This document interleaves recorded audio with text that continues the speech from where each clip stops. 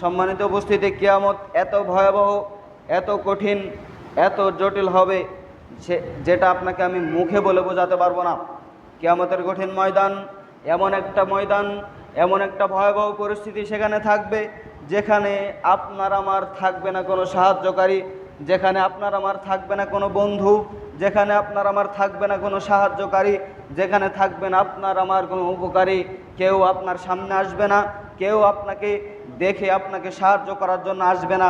আপনাকে দেখবে আর পালিয়ে যাবে, আপনাকে দেখবে, আপনাকে দেখে পালিয়ে যাবে, আপনার সন্তান আপনাকে দেখে পালিয়ে যাবে, আপনার মা আপনাকে দেখে পালিয়ে যাবে, আপনার পিতা আপনাকে দেখে পালিয়ে যাবে।